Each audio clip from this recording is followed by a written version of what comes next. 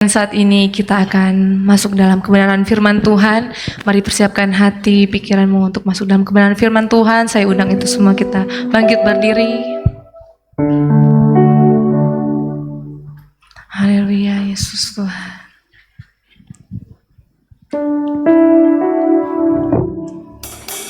Mari buka hatimu untuk kita dipulihkan. Terima kasih Yesus.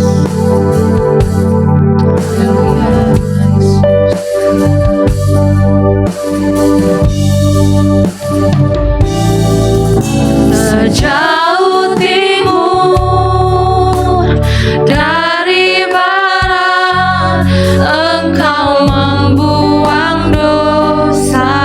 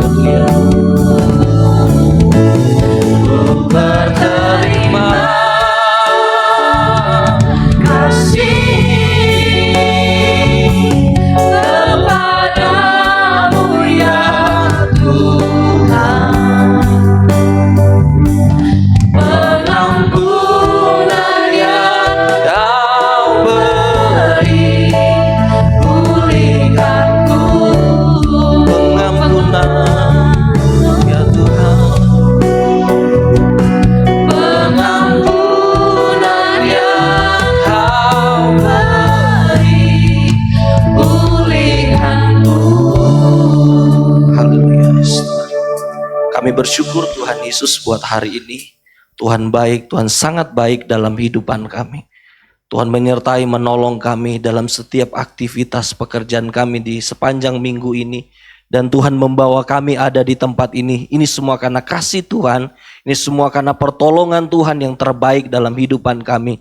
Kami tidak bisa membalas semua kasih Tuhan. Selain kami datang di tempat ini bersyukur, berterima kasih buat semua segalanya yang Tuhan beri dalam setiap kehidupan kami. Tuhan, kami bisa menyembah Tuhan, kami bisa memuji Tuhan, kami percaya semua yang kami lakukan semuanya untuk Tuhan dipermuliakan atas setiap kehidupan kami. Hari ini, waktu ini, saat ini ya Tuhan, kami akan membaca dan merenungkan kebenaran firman Tuhan. Kami tahu bahwa kami butuh Tuhan, kami butuh firman untuk menjalani setiap kehidupan kami. Kami tidak bisa berbuat apa-apa tanpa firman, tanpa Tuhan dalam setiap kehidupan kami semua. Hamba-Mu akan menyampaikan firman Tuhan. Tuhan, pakai hamba-Mu agar supaya bisa menyampaikan sesuai dengan kehendak Bapa di sorga. Nama Tuhan saja yang dipermuliakan. Kuasai hati dan pikiran kami agar supaya fokus kami hanya kepada Tuhan Yesus Kristus. Kami bersyukur Tuhan, kami akan membaca dan merenungkan kebenaran firman Allah hanya di dalam nama Tuhan Yesus Kristus. Haleluya. Amin. Kita tetap berdiri. Kita langsung membuka kebenaran firman Allah di dalam Kisah Para Rasul pasal yang ketiga, ayat 19 dan ayat 20. Kisah Para Rasul pasal yang ketiga, ayat 19 dan ayat yang ke-20. Kita akan sama-sama membaca kebenaran firman Allah ini. Saya membaca ayat yang ke-19. Bapak, Ibu, Saudara, Saudari yang ada membaca ayat 20. Lembaga Indonesia memberikan judul Khotbah Petrus di Serambi Salomo. Ayat 19, karena itu sadarlah dan bertobatlah supaya dosamu dihapuskan. Maka Tuhan mendatangkan waktu kebenaran dan mengutus Yesus yang dari semua diturunkan bagimu sebagai Kristus. Puji Tuhan, silakan duduk. Puji Tuhan, salam sejahtera buat kita semua. Shalom. Puji Tuhan, bersyukur karena anugerah Tuhan. Saya ada di tempat ini kali yang kedua. Ini semua karena anugerah Tuhan. Beberapa hari yang lalu kami mengikuti seminar mentoring di Bogor 3 hari. Dan kemarin hari sudah selesai. Dan besok akan kembali ke Manado. Dan sebelum itu mampir kepada sahabat saya yang sudah jadi gembala ternyata. Ini luar biasa anugerah Tuhan yang luar biasa bersama dengan senior Pak Pendeta Martin Bene MTH bersama-sama ada di tempat ini. Saya pernah ada di sini tahun 2023 dan ini kali yang kedua. Waktu tahun 2023 saya datang sendiri. Sekarang saya sudah ada istri. Ini semua karena anugerah Tuhan yang terbaik, sempurna dalam setiap kehidupan saya. Tuhan sangat baik dan menolong. Dan terima kasih kepada Tuhan Yesus karena memberikan kekuatan buat saya sampai hari ini ada. Ini semua karena anugerah Tuhan yang sempurna. Terima kasih juga kepada gembala, majelis, dan jemaat yang ada yang memberikan waktu dan kesempatan bagi saya untuk melayani Tuhan di pagi hari ini. Ini luar biasa kebaikan Tuhan dalam setiap kehidupan saya. Beberapa waktu yang lalu gembala di tempat ini memberitahu bahwa mau melayani di tempat ini. Dan saya bilang bisa karena ada waktu, karena nanti besok baru pulang. Dan ternyata gembala menyampaikan bahwa di bulan Februari sudah ditentukan temanya. Jadi saya sedikit diatur oleh otoritas yang ada di tempat ini. Jadi saya harus tunduk. Jadi sudah menyampaikan bahwa ada tema yang sudah disepakati bahwa di bulan Februari temanya adalah pertobatan sejati. Jadi hari ini kita akan sama-sama merenungkan tentang pertobatan sejati. Berarti ada pertobatan yang tidak sejati. Nah, gitu. Kalau ada sejati berarti tidak sejati atau palsu. Sejati artinya asli. Gitu. Kalau tidak sejati berarti palsu. Ada pertobatan yang asli, ada pertobatan yang palsu. Dan hari ini kita akan sama-sama merenungkan tentang pertobatan ini. Dan saya percaya bahwa kita semua adalah orang-orang yang percaya kepada Tuhan. Kita adalah orang-orang yang percaya bahwa Tuhan adalah juru selamat kita setiap hari. Tetapi yang hari ini kita akan memperhatikan bahwa pertobatan sejati itu seperti apa, saudara? Pertobatan sejati itu seperti apa yang harus kita lakukan dalam hidupan kita. Pertobatan bukan sekedar hal bahwa ya saya percaya kepada Tuhan. Saya beriman kepada Tuhan. Pertobatan bukan saja seperti itu, saudara. Pertobatan bukan saja pengakuan saja bahwa saya percaya kepada Tuhan. Tetapi pertobatan sejati disertai dengan tindakan nyata, perubahan nyata yang terjadi dalam kehidupan saya dan saudara.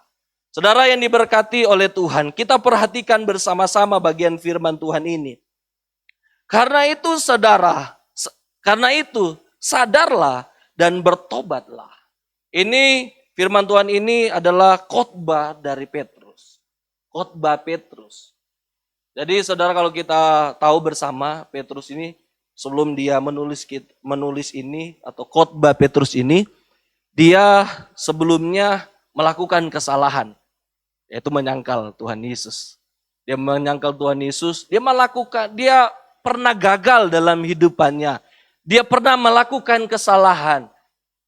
Apakah dia belum bertobat waktu dia melakukan kesalahan itu? Apakah dia tidak percaya Tuhan waktu dia menyangkal Tuhan? Apakah dia tidak punya pengakuan bahwa saya percaya Tuhan? Dia adalah murid Tuhan, saudara. Dia ikut dengan Tuhan. Tetapi dia melakukan kesalahan. Kesalahannya apa? Dia menyangkal Tuhan 3 kali. Dia sudah bertobat, dia percaya bahwa Tuhan, dia percaya kepada Tuhan.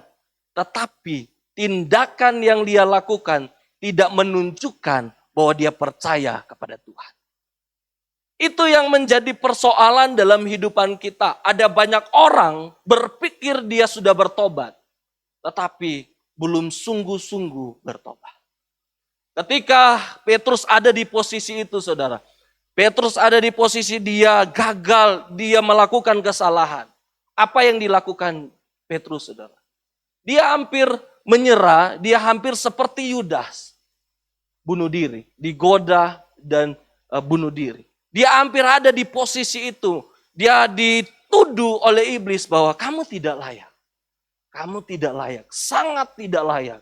Masakan gurumu, tuanmu yang menolong engkau buat seperti itu.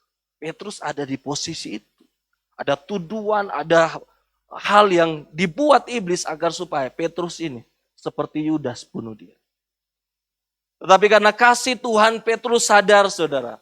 Petrus sadar bahwa apa yang dia lakukan ini tidak baik. Jadi yang pertama, saudara, kita perhatikan. Kalau kita mau ada pertobatan sejati, yang pertama kita sadar. Sadar akan semua kesalahan kita. Sadar akan kesalahan yang kita lakukan.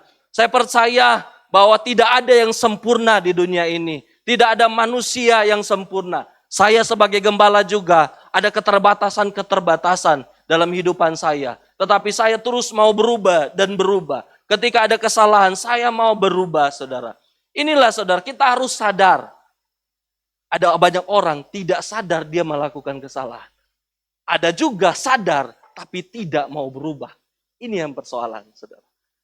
Jadi kalau Paulus bilang begini, perhatikan dengan saksama bagaimana kamu hidup. Artinya kita memperhatikan bagaimana kita hidup. Kita perhatikan baik, kita selidiki baik-baik bagaimana cara hidup kita, saudara. Sudah baik atau tidak? Atau seperti apa? Tapi persoalannya, saudara, ada banyak orang lebih memperhatikan orang lain. Kejelekan orang lain, kebusukan orang lain. Cerita dia, coba lihat cara pakainya, coba cara bicaranya. Padahal dia lebih parah daripada orang itu. Ya lihat sana, lihat dia. Kita lebih suka mengomentari daripada dikomentari kan. Ada banyak komentator di dunia ini, saudara. Tapi dalam satu pertandingan kalau tidak ada komentator, tidak seru. Ya, kita nonton bola, coba kita nonton bola, terus tidak ada komentator. Hening begitu, saudara. Tidak seru pertandingan itu. Jadi harus ada komentator. Tapi kita jangan jadi komentator untuk orang lain. Nggak apa-apa kita dikomen orang agar supaya kita memperbaiki diri. Tapi jangan kita yang mengomentari orang lain. Dan kita tidak sadar diri kita juga ada dalam jalan yang tidak baik, saudara. Jadi kita harus sadar benar bahwa tidak ada yang sempurna dalam hidupan kita, saudara. Sebaik-baikmu kita juga ada keterbatasan yang kita lakukan. Mungkin kita lemah di mana? Emosional kita. Kita lemah dari mana, saudara?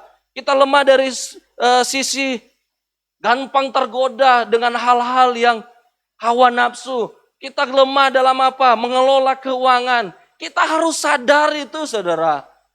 Mungkin kita bilang, kita sudah percaya kepada Tuhan. Tapi kita masih emosional gitu. Kita masih marah suami, kita masih marah istri, kita masih marah-marah anak-anak. Kita masih marah keluarga kita. Apakah itu pertobatan? Tidak, saudara. Jadi saudara harus perhatikan baik-baik bahwa bagaimana kita hidup. Kita harus sadar betul bagaimana cara hidupan kita, saudara. Perhatikan baik-baik. Kalau Daud bilang begini, Tuhan selidiki aku ya Tuhan. Lihat hatiku. Kalau aku ada di jalan yang serong, bawa aku di jalan yang benar. Itu orang yang luar biasa. Karena saudara, penghalang perubahan, penghalang pertobatan adalah yang pertama, dia kepahitan. Dia merasa diri, dia yang menjadi korban, saudara. Ya kan? Merasa diri dia yang korban. Dia yang marah saya, dia yang caci maki saya korban. Tapi dia kepahitan, saudara. Dosa enggak? Dosa. Susah untuk berubah orang yang punya kepahitan, kebencian, saudara. Orang yang kepahitan itu, dia merasa diri, dia menjadi korban. Karena dia tidak pernah buat salah ke orang. Kan? Tapi respon dia ketika orang marah dia sakit hati, dia akar pahit, dia benci orang. Itu hal yang tidak baik. Sehingga susah untuk orang berubah, saudara. Kenapa? Kepahitan ini. Susah Tuhan untuk menyentuh, susah untuk Tuhan mengubah hidupan kita. Untuk kita berubah kalau masih ada akar pahit dalam diri kita. Kita masih sakit hati dengan orang lain. Kita masih sakit hati dengan orang tua. Kita masih sakit hati dengan keluarga, suami, istri, dan anak-anak. Kita masih sakit hati, saudara. Kita susah untuk menuju kepada pertobatan yang sejati. Kita susah untuk menuju kepada perubahan yang sejati dalam hidupan kita. Itu penghalang untuk kita bertobat. Pertobatan sejati. Yang kedua penghalangnya adalah kesombongan. Ya, penghalangnya ada banyak orang sombong. Tidak mau mengakui bahwa dia salah. Dia punya kesalahan. Dia punya kesalahan bahwa saya salah. Banyak orang, saya benar kok. Dia yang salah. Dia yang kelakuannya nggak bagus. Dia yang mulutnya nggak bagus. Jadi kalau saya sakit hati, saya balas. Itu bukan kesalahan saya. Bukan kesalahan saya. Karena dia. Itu orang sombong, saudara. Mau di atas terus. Merendah tapi di atas Monas. Gak ada orang begitu merendah. Tapi di atas Monas, saudara. Sombong. Jangan sombong, saudara. Orang yang sombong gampang jatuh. Jadi penghalang untuk kita berubah, kita harus tahu baik-baik adalah kesombongan. Ada dua, kepahitan dan kesombongan. Ketiga adalah tidak mau membereskan, tidak mau mengaku. Malu, ya kan? Malu nanti aib saya ditahu oleh orang lain. Malu nanti aib saya Tuhan tahu. Tuhan firman Tuhan, jika engkau mengaku dosamu, Ia setia dan adil akan mengampuni. Ada banyak orang malu gitu, mau mengaku, mau cerita ke gembala, saya lagi melakukan dosa ini. Malu, saudara. Padahal saudara, ketika engkau mengaku, di situ engkau akan dipulihkan. Ya, awal dari pemulihan, ketika kita mengaku saudara, terbuka, awal dari keterbukaan adalah pemulihan. Saudara, keterbukaan adalah awal dari pemulihan. Ketika kita terbuka, ketika kita menyampaikan dan kita saling mendoakan, kita akan merasa ada kelegaan, saudara. Merasa bahwa kita sudah dibebaskan. Ketika kita ada hal-hal yang mungkin kita susah untuk menahan emosi kita.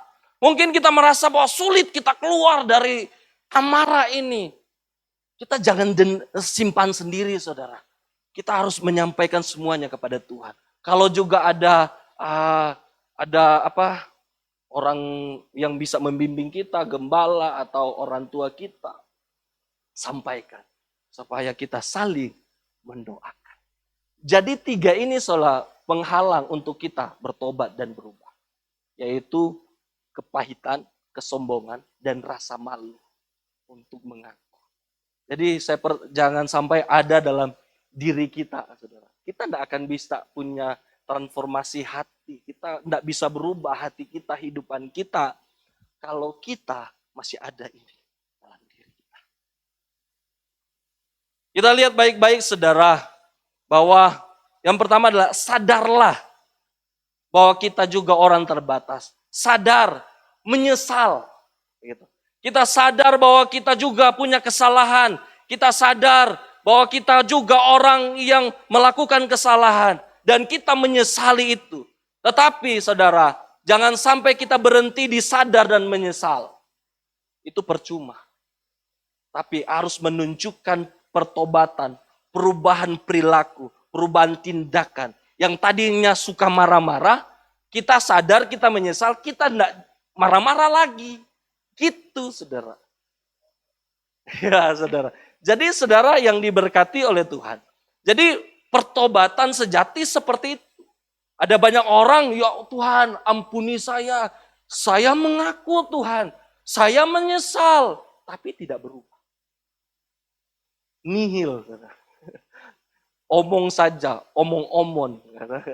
Omong saja, hebat kalau bicara. Jago kalau bicara, saudara. Tapi kenyataan hidup tidak berubah.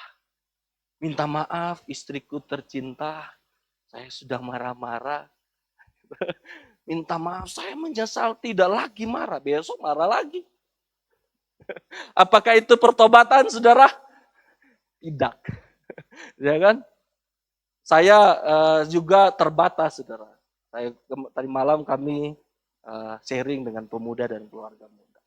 Saya mengaku di situ bahwa saya juga orang yang suka marah-marah. Kasihan istri sakit hati dengan perkataan-perkataan saya, perkataan yang sia-sia. Tapi ketika saya minta maaf, tapi dia bilang juga kenapa buat lagi gitu. Jadi dalam diri Tuhan mau berubah benar-benar ini, menunjukkan bahwa perubahan ini nyata dalam hidupan kita. Mau benar-benar menjaga mulut ini, menjaga lidah ini, menjaga pikiran ini, menjaga hati ini, saudara. Agar supaya benar-benar selaras dengan Kristus. Segambar dan serupa dengan Kristus. Kalau Kristus penuh kasih, anak-anaknya juga penuh kasih. Gitu. Kalau Kristus juga mengampuni kita, kita juga harus mengampuni orang yang bersalah kepada kita. Kita adalah anak-anak Tuhan, saudara. Yang dipanggil Tuhan untuk apa? Bukan untuk berbuat dosa. Tuhan mati di atas kayu salib. Tuhan rela melakukan itu semua. Tuhan datang di dunia, mati, disalibkan, dicambuk. Saudara, untuk apa? Agar supaya kita terbebas dari dosa. Kita tidak melakukan dosa lagi. Tetapi saudara, sudah mati, masih lagi. Saudara, lakukan dosa. Ini saudara, sadar, menyesal, dan bertobat. Perubahan bukanlah suatu perubahan. Sampai terjadi perubahan. Jangan hanya bilang, saya berubah. tapi tidak terjadi apa-apa. Mungkin kita setia, kita berakar, kita bertumbuh, tapi tidak berbuah. Alkitab bilang pohon yang tidak berbuah akan ditebang, dibakar, dibuang. Ada juga Alkitab bilang pohon ara yang tidak berbuah, dikutuk. Mungkin jangan kita bangga diri, saudara. Saya setia dengan Tuhan. Setiap hari Minggu saya ibadah, saya bertumbuh, saya berakar. Tapi apakah kita berbuah? Itu menjadi problemnya. Kita beriman kepada Tuhan. Tapi Yakobus bilang, iman tanpa perbuatan, hakikatnya mati. Perbuatan tidak menyelamatkan. Perbuatan baik kita tidak menyelamatkan. Tetapi tanda orang beriman kepada Tuhan, dia akan berbuat baik. Amin, saudara. Jangan bilang kita orang beriman kepada Tuhan, tapi setiap hari kita tidak pernah membantu orang. Setiap hari kita hanya menfitnah orang. Setiap hari hidupan kita hanya menjatuhkan orang lain. Kita tidak menunjukkan bahwa kita orang beriman. Iman tanpa perbuatan, hakikatnya mati.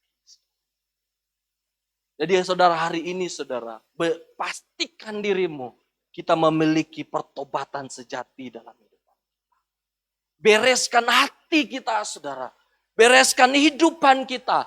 Yang tahu isi hati kita hanya kita dengan Tuhan. Manusia terbatas. Suamimu mungkin tidak tahu, istrimu tidak tahu, gembalamu tidak tahu. Tapi yang tahu adalah Tuhan. Engkau yang lebih tahu, engkau yang perlu membereskan hidupmu, saudara. Engkau yang perlu datang kepada Tuhan dengan sungguh, saudara. Jangan sampai dengan tindakan, perilaku yang tidak berubah bisa mengakibatkan keluarga kita hancur. Bisa mengakibatkan orang-orang sekitar kita menjadi sakit hati, akar pahit dengan kehidupan kita. Jangan sampai, saudara, ketidakperubahan kita membuat anak-anak kita akar pahit dengan kita. Saya dulu, saudara, sempat marah dengan orang tua saya. Karena didikan militer mereka, saudara. Orang-orang tua dulu kan kerasnya bukan main, saudara. Maki saja, saudara. Itu, apa itu, ulek-ulek sambal itu dimasukkan di mulut, saudara. Sampai apapun yang mereka pegang, apapun kayu, apapun, pasti dihantam. Sampai mati pun mereka tidak peduli mungkin. Hancur-hancur. Saya pernah ditoki dengan, kalau pukul, toki. Kalau orang Manado, toki. Pukul. Ada orang Manado beberapa sini, toki. Pukul dengan kayu yang sangat besar, saudara. Saya sakit hati bukan main. Saya sangat benci. Tapi karena anugerah Tuhan, sehingga saya bisa melepaskan pengampunan bagi semua. Tapi membekas, saudara. Membekas luar biasa. Lama itu, saudara, saya membenci. Tapi puji Tuhan, karena anugerah Tuhan bisa melepaskan pengampunan. Jadi saudara, saya juga sekarang sudah mau jadi ayah. Sedikit lagi jadi bapak. Amin. Karena istri saya sudah 5 ke 6 bulan. Sedikit lagi jadi bapak, seorang bapak. Kalau saya tidak berubah dengan kata-kata kasar saya, saudara, takutnya anak saya bisa kepahitan, sakit hati, dan nggak tahu masa depannya akan seperti apa. Karena apa? Role modelnya, contohnya bapak dan ibu. Kalau contohnya tidak baik, dia akan menjadi anak yang tidak baik. Jangan katakan anak harus berubah kalau kita tidak berubah. Jangan tuntut anak harus berubah, anak harus pintar, anak harus dengar-dengaran, anak harus taat. Orang tua tidak taat. Jangan tuntut untuk keluarga kita, anak kita untuk berubah. Tetapi kita sendiri dulu harus berubah. Agar supaya mereka bisa melihat perubahan. Mereka bisa lihat, wah, orang tua penuh kasih, orang tua penuh belas kasihan, orang tua lemah lembut, tidak sombong, penyayang. Sehingga anak bisa menjadi seperti itu. Karena dia melihat role model. Setiap hari dia bangun, dia tidur, dia lihat apa saudara? Orang tua. Dia lihat, dia bangun, dia buka mata, dia dengar perkataan dari orang tua. Dan saya bergumul, Tuhan, pulihkan terus. Pulihkan agar supaya ini mulut ini nggak sia-sia keluar gitu. Nggak apa-apa, marah. Apa-apa, marah gitu. Saya sedikit-sedikit marah. Sedikit-sedikit. Gerak sedikit istri, salah gerak begitu. Salah pakai baju, saudara, enggak rapi, enggak masuk dalam pikiran dan pandangan tidak enak. Ganti baju, enggak sopan begitu. Saya itu. Salah bicara, terlalu banyak bicara istri saya. Sampai di rumah pasti kena. Terlalu banyak ngomong. Sehingga istri banyaknya diam. Diam. Karena ya, tapi saya terus berdoa, Tuhan, pulihkan. Saya sadar dengan semua itu, saya menyakiti dia. Saya sadar bahwa dia sakit hati dengan semua yang saya lakukan. Dan saya mau dipulihkan. Terus saya berdoa dan berdoa. Dan puji Tuhan, Tuhan terus memulihkan dan memulihkan. Dan saya percaya mungkin ada sesuatu kelemahan dalam diri kita. Mungkin kita tidak gampang emosi, saudara. Mungkin. Tapi kita ada kelemahan lain dalam diri kita. Yang mungkin kita belum bereskan dengan Tuhan. Saudara, ketika kita bereskan itu semua, kita mengaku, kita bereskan, kita menyesal dan kita berubah, kita bertobat. Apa yang akan terjadi dalam kehidupan kita? Kita baca bersama-sama. Di ayat 20 firman Tuhan berkata begini. Agar Tuhan mendatangkan waktu kelegaan dan mengutus Yesus yang dari semula diuntukkan bagimu sebagai Kristus. Ketika kita berubah, kita bertobat, kita membereskan semuanya itu. Apa dampaknya, saudara? Kita merasa lega. Kita merasa senang, tenang, melayani tenang, saudara. Tidak dihantui dengan rasa bersalah. Khotbah, istri saya khotbah marah-marah, istri bilang, tukang marah. Saya khotbah, jangan marah, jangan emosi. Istri paling dalam marah-marah. Gitu kan? Tidak jelas. Itu saudara. Tapi ketika kita membereskan itu semua, akar pahit kebencian dalam diri kita akan bebas. Kita akan bebas. Kita akan sangat senang lihat orang yang kita benci, kita tidak akan benci lagi. Kita tidak akan marah lagi emosi, tapi kita tenang. Kita tetap sukacita. Itu dampak ketika kita berubah.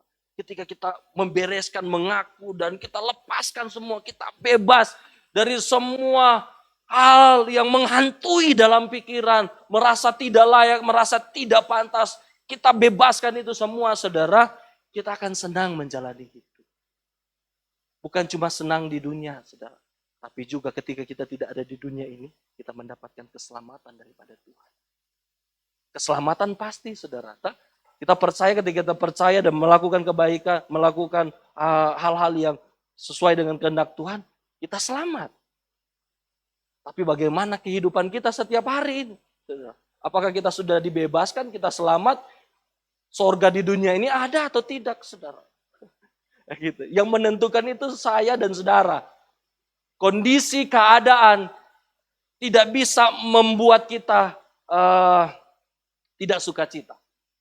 Apapun kondisinya, kalau saya bilang hari ini saya sukacita, mau keadaannya tidak membuat kita tidak sukacita, kalau saya bilang saya sukacita, saya sukacita. Yang menentukan itu semua kita, saudara. Jangan hidup dengan sakit hati terus, baperan, dan baperan. Respon salah terus. Apa-apa, respon tidak benar terus. Ketika orang tua menegur, langsung respon tidak benar kepada orang tua. Langsung salah lagi orang tua. Kita dengar dulu baik-baik. Respon kita harus benar. Saya bilang tadi malam, respon benar membentuk kedewasaan. Di respon kita, saudara, yang benar. Jadi kalau kita mau benar-benar memiliki pertobatan sejati, perubahan sejati daripada Tuhan. Sadar, menyesal, dan berubah. Tingkah laku kita, hati kita benar-benar ada perubahan. Jangan tiap tahun bukan lebih berubah, lebih parah. Setiap hari bukan berubah, lebih parah. Saudara, padahal anak Tuhan, padahal melayani Tuhan, kenapa lebih parah? Gitu. Kita harus menunjukkan bahwa kita orang-orang yang sudah dipulihkan oleh Tuhan. Orang-orang yang sudah diubahkan oleh Tuhan. Amin. Amin. Yang senang saya dan saudara. Ketika saya berubah bukan siapa yang senang, tapi kita sendiri yang senang. Kita sendiri yang rasa bebas. Tidak ada beban yang kita pikul setiap hari, kayak gitu. Tidak ada akar pahit yang setiap hari kita benci, yang kita pikul. Tidak ada kebencian yang setiap hari ada dalam hidupan kita. Coba saudara, kalau kita ada akar pahit, apakah kita ada sukacita? Pasti enggak. Kalau kita ada kebencian, pasti apakah kita ada sukacita? Kalau kita setiap hari marah-marah di rumah, kita keluar kerja, apakah kita ada sukacita? Pasti tidak. Tapi ketika kita minta maaf, kita mengaku, kita menyesal, kita sadar, dan kita berubah, saudara. Ada kelegaan, ada sukacita, ada damai sejahtera, sehingga tidak sedikit-sedikit emosi, tidak sedikit-sedikit marah. Tapi ada kelegaan yang Tuhan berikan dalam kehidupan kita. Karena apa, saudara? Kita terbuka dengan Tuhan. Kita mau dipulihkan oleh Tuhan. Saya percaya kita semua tidak mau hidup dalam kehidupan yang tidak baik. Saya percaya kita semua mau berubah. Kita mau bebas dari semua belenggu dosa ini. Tapi caranya seperti apa, saudara? Itu mungkin kita tidak tahu. Tapi firman Tuhan hari ini menyampaikan buat kita semua, datang kepada kita.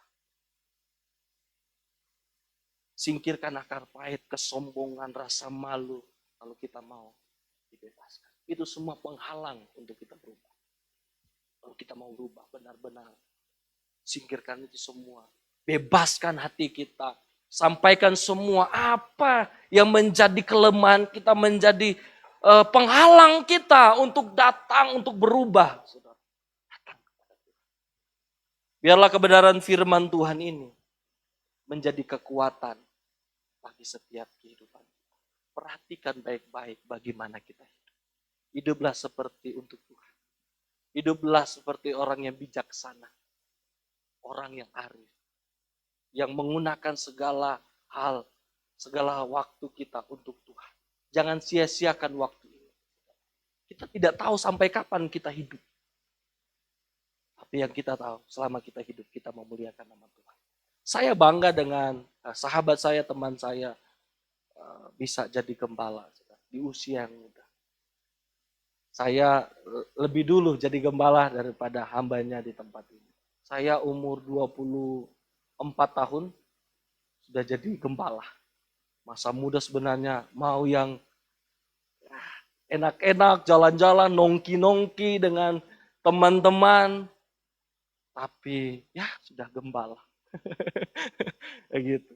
Kalau di Manado, saudara, gembala nggak boleh salah pakai, salah nongkrong dengan orang. Pasti belum. Apalagi sudah pergi ke tempat yang kelap-kelip begitu, saudara, patah. Sampai di pastori habis, saudara. Paling jemaat bilang, gembala atur saja baju, barang-barang keluar dari sini. Gembala sudah ada dalam kesesatan.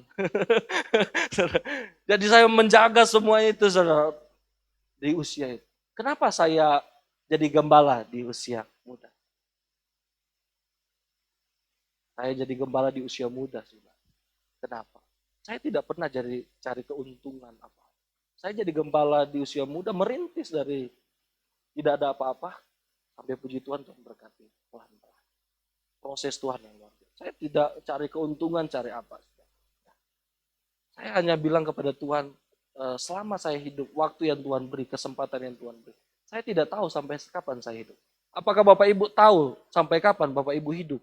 Kalau saya tahu saya hidup sampai umur 60 tahun, 50 tahun baru saya jadi gembala saja. 10 tahun kan jadi gembala lumayan pertobatannya. Ya kan? Tapi saya tidak tahu, mungkin umur 30 saya dipanggil Tuhan. Saya tidak tahu, mungkin umur 25 saya dipanggil Tuhan. Saya tidak tahu. Tapi saya terus mempersiapkan diri saya, kapanpun itu, saya siap bahwa saya sudah mempergunakan waktu ini, kairos Tuhan, kesempatan yang Tuhan beri untuk saya terus belajar, berubah dan berubah. Terus dekat dengan Tuhan. Karena selangkah kita dengan maut, saudara. Hidupan kita selangkah saja dengan maut. Nah, ada bilang umur 70 baru meninggal. Tidak, saudara. Banyak anak-anak muda dipanggil Tuhan. Ada anak-anak muda masih umur belasan tahun sudah dipanggil Tuhan. Entah dia sakit penyakit atau kecelakaan atau seperti apa. Sekarang sakit penyakit, saudara, sudah tidak pandang umur. Ada yang bilang kalau kolesterol itu hanya orang-orang tua. Tapi sekarang anak-anak muda sudah ada yang kolesterol. Saya, saudara, darah tinggi dari kelas 2 SMA. Penyakit orang tua kan biasanya ini. Saya kelas 2 SMA sudah darah tinggi. Sampai hari ini saya masih konsumsi obat. Dari kelas 2 SMA. Saya sudah darah tinggi. Jadi waktu itu saya berpikir, Tuhan, tidak lama lagi saya hidup. Memberikan semuanya totalitas hidup. Tapi sampai hari ini masih hidup ternyata. Tuhan masih mau pakai luar biasa, saudara. Jadi saudara sadar bahwa kita hidup di dunia ini, kita tidak tahu sampai kapan. Tapi pastikan hidupan kita benar-benar ketika kita masih ada kesempatan ada di dunia ini. Kita benar-benar sudah berubah, kita benar-benar sudah bertobat. Memanfaatkan waktu yang singkat ini untuk Tuhan. Amin. Biarlah kebenaran firman Tuhan ini memberkati kita semua. Milikilah pertobatan yang sejati. Semuanya untuk kemuliaan nama Tuhan. Pasti kita ketika dibebaskan, ketika kita minta maaf kepada orang tua kita, ma minta maaf, pa minta maaf.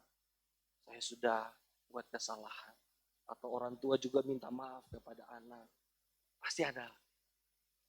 Ketika kita ada pemberesan seperti itu, saudara, pasti ada kelegaan. Pasti ada sukacita. Pasti rumah tangga, keluarga, pasti akan harmonis, saudara. Tidak lagi saling membenci ketika kita membereskan itu semua. Pastikan kita bebas dari semuanya itu. Masih banyak hal yang harus kita kerjakan, saudara. Nggak usah habiskan waktu kita hanya untuk benci orang, akar pahit dengan orang, hal-hal yang tidak berguna, hal yang sia-sia itu. Nggak usah, saudara. Masih ada banyak pekerjaan yang harus kita lakukan, yang harus kita kerjakan dalam hidupan kita. Nggak usah hal yang sia-sia itu ada dalam diri kita. Pastikan kita bebas sehingga kita melayani, kita datang kepada Tuhan. Dan benar-benar hati yang diubahkan. Biarlah kebenaran firman Tuhan ini memberkati kita semua. Amin, kebenaran firman Tuhan. Sebelum kita berdoa, kita akan naikkan pujian kepada Tuhan. Dan selesai kita menaikkan pujian kepada Tuhan, nanti Pak Pendeta Martin Bene MTH akan berdoa syafaat.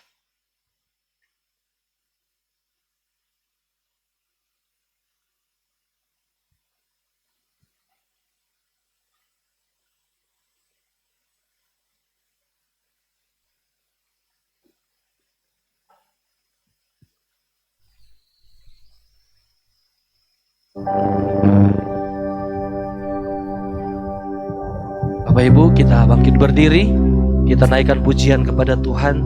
Kemanakah aku dapat pergi menjauhi Roh-Mu yang suci? Sungguh besar pengorbanan Tuhan, sungguh besar kasih Tuhan dalam hidup kita. Kita tidak bisa balas dengan uang kita, dengan apapun yang kita miliki.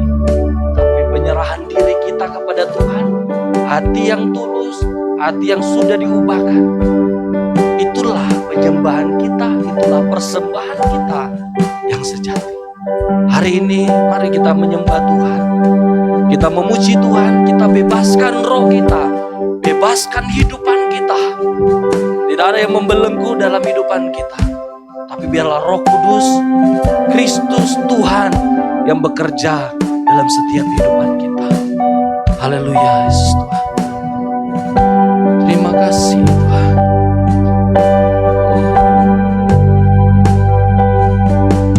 Masih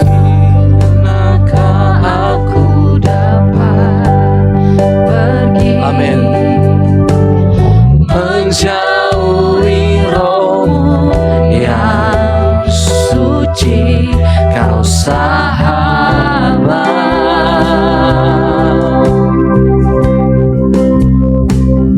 Dan kau dekat, bahkan seluruh pengabdianmu. Haleluya.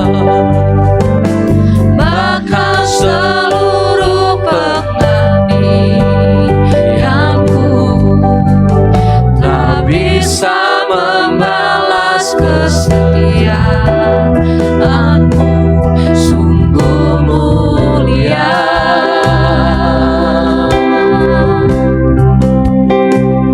Dan berharga. Sama-sama kita nyatakan, sungguh besar pengorbananmu, sungguh besar pengorbananmu bagiku,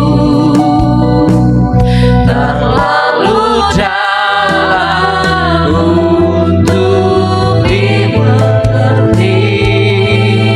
Sungguh besar, sungguh besar. Amin Tuhan. Sungguh indah yang kau pikirkan tentangmu, tak terselami bagiku. Sungguh indah. Sama-sama menyatakan bahwa sungguh besar pengorbanan kita. Haleluya.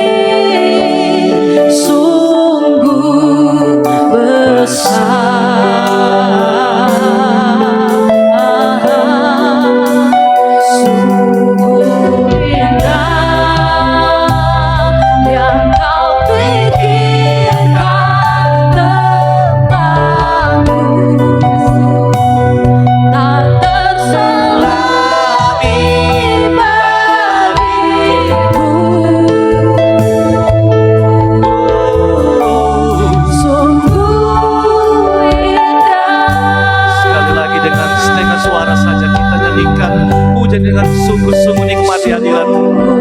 Besar pengorbanan, Nikmati sentuhan kasih Bapa yang sempurna. Nikmati, rasakan Roh Kudus bekerja di tengah-tengah kita. Dimengerti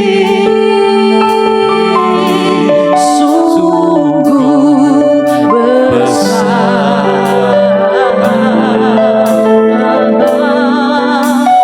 sungguh indah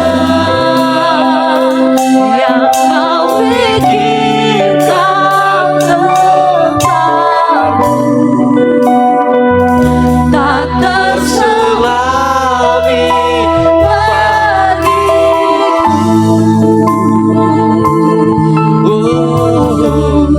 sungguh indah,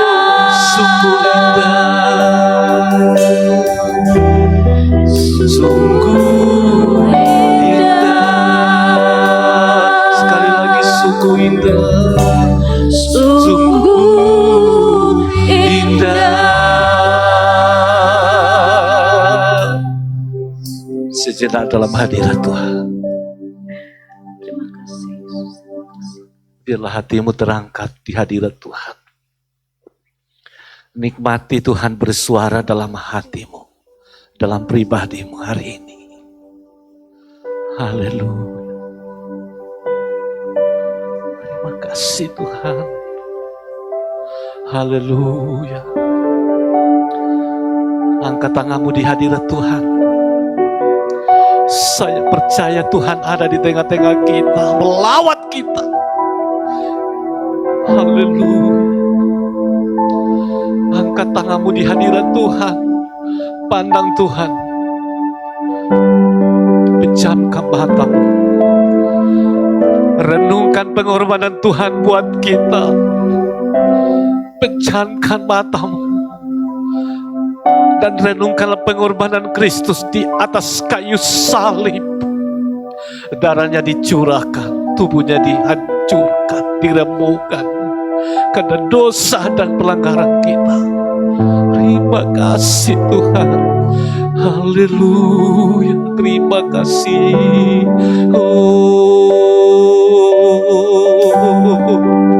Ini kami Tuhan. Engkau mengenal hati kami. Haleluya. Engkau mengenal hati kami. Haleluya.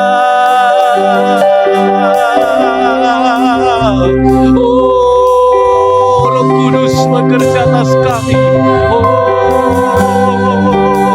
Izinkan Roh Kudus bekerja atasmu. Haleluya. Haleluya.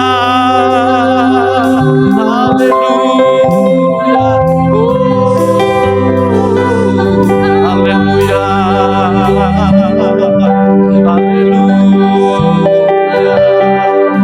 Haleluya. Haleluya. Terima kasih. Kami tidak bisa membalas pengorbanan-Mu di atas kayu salib Tuhan. Terlalu ajaib pengorbanan-Mu yang Tuhan kerjakan atas kami.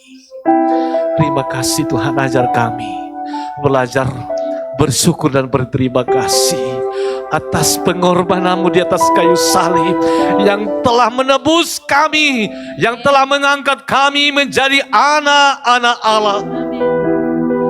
Terima kasih untuk kesempatan terbaik Tuhan anugerahkan bagi kami hari ini. Kami ada di sini bukan secara kebetulan, semua ada dalam rancangan Tuhan yang ajaib. Terima kasih Tuhan, kesempatan ini kami boleh merendahkan diri di kaki Tuhan, bersyukur kepada Tuhan, menyanyi untuk Tuhan, menyembah untuk Tuhan, beribadah untuk Tuhan. Kami bersyukur atas pesan Tuhan buat kami semua hari ini, melalui ibadah ini dan melalui kebenaran firman Tuhan. Kami sadar Tuhan bahwa kami adalah manusia yang berdosa. Kami tidak layak di hadapan Tuhan. Tapi kami bersyukur melalui penebusan Kristus di atas kayu salib. Semua dosa kami, pelanggaran masa lalu kami sudah dihapus, sudah dipulihkan, sudah diampuni.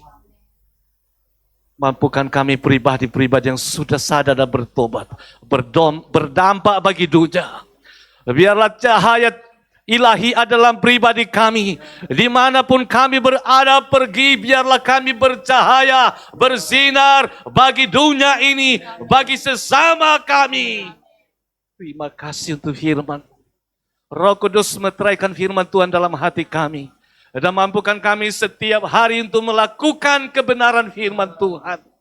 Diberkati kami semua yang hadir pada siang hari ini. Tuhan mengenal hati kami. Kalau ada jemaat datang membawa beban pergumulan, Tuhan memberi kebebasan di dalam nama Yesus. Kalau ada yang sakit, disembuhkan di dalam nama Yesus. Yang lemah dikuatkan di dalam nama Yesus. Kami percaya Allah sanggup membebaskan dan memberi kemenangan sempurna dalam hidup kami. Terima kasih Tuhan. Tuhan memberkati seluruh sidang jemaat yang ada di tempat ini. Semua aktivitas kegiatan pekerjaan setiap hari, apapun yang dilakukan dengan tangan sendiri, diberkati di dalam nama Yesus. Biarlah berkat Allah tanpa batas turun menaungi semua jemaat-Mu setiap hari. Kebutuhan makan minum pakai dicukupkan dalam nama Yesus.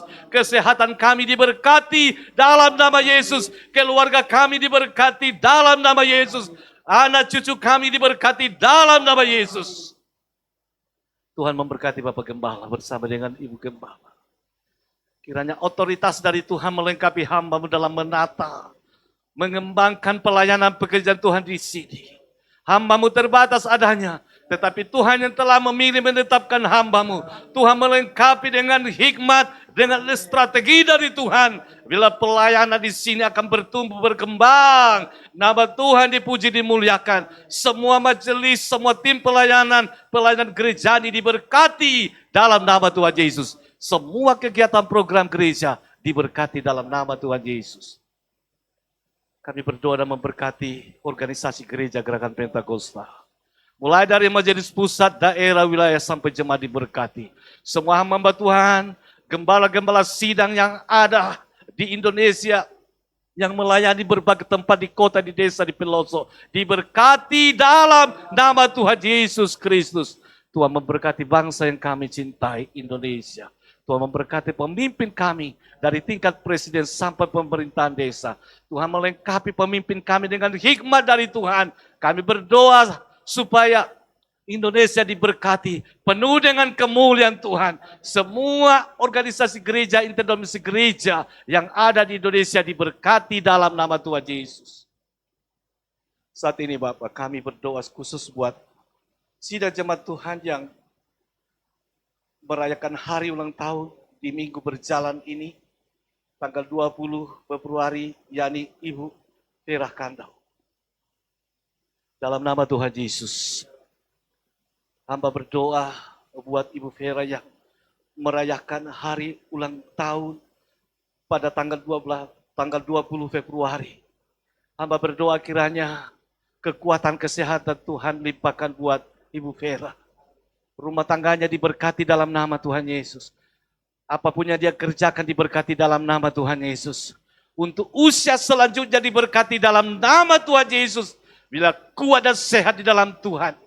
Tubuhnya sehat di dalam Tuhan. Dalam nama Tuhan Yesus, biarlah keluarga ini, ibu ini memuliakan Tuhan senantiasa. Dalam nama Tuhan Yesus, kami sudah berdoa dan bersyukur untuk kebenaran firman Allah. Terpujilah Tuhan, haleluya. Amin.